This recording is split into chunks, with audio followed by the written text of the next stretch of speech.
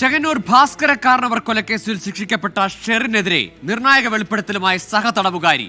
ഷെറിന് ജയിലിൽ പ്രത്യേക പരിഗണന നൽകിയെന്നും സൗന്ദര്യവർദ്ധക വസ്തുക്കളടക്കം ഉപയോഗിച്ചിരുന്നുവെന്നുമാണ് തലക്കുളം സ്വദേശി സുനിതയുടെ വെളിപ്പെടുത്തൽ.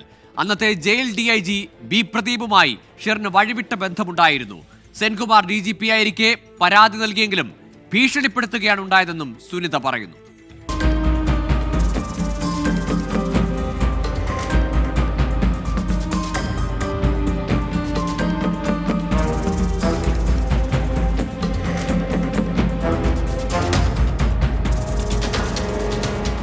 കൊലപാതക കേസിൽ ജീവപര്യന്തം ശിക്ഷിച്ച് ജയിലിൽ കഴിഞ്ഞിരുന്ന ഷെറിന് നല്ല നടപ്പിന്റെ പേരിൽ സർക്കാർ ശിക്ഷാ ഇളവ് നൽകിയിരുന്നു.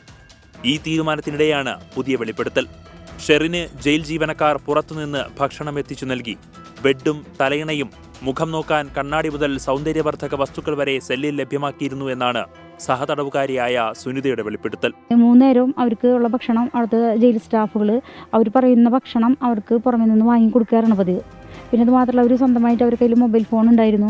പിന്നെ ജയിലിൽ മറ്റ് ശിക്ഷാപ്രതികൾക്കുള്ള ഡ്രസ്സൊന്നല്ല അവർ ധരിച്ചിരുന്നത്. അന്നത്തെ ജയിൽ DIG ആയിരുന്ന ബി പ്രദീപുമായി ഷെറിന് വഴിവിട്ട ബന്ധമുണ്ടായിരുന്നുവെന്നും സുനിത പറയുന്നു. പ്രദീപ് സാർ ആഴ്ചയിൽ ഒരു ദിവസം എന്ന് പറയുന്ന പോലെ വൈകുന്നേരം ലോക്കപ്പിന് ശേഷം ഷെറിനെ കാണാൻ വരാറുള്ള ഒരു വ്യക്തിയാണ്. ഷെറിനെ ലോക്കപ്പിന് ശേഷം ഒരു 7 മണിക്ക് ശേഷം ഷെറിനെ ലോക്കപ്പിൽ നിന്ന് ഇറക്കിയാൽ ഒരു 1.5-2 മണിക്കൂറിന് ശേഷമാണ് ഷെറിനെ തിരിച്ച് ലോക്കപ്പിൽ കയറ്റാറ്. ഷെറിനെതിരെ അന്നത്തെ DGP ആയ TP സെൻകുമാറിന് പരാതി നൽകിയെങ്കിലും തനിക്കെതിരെ കേസെടുക്കുമെന്ന ഭീഷണിയാണുണ്ടായതെന്നും സുനിത.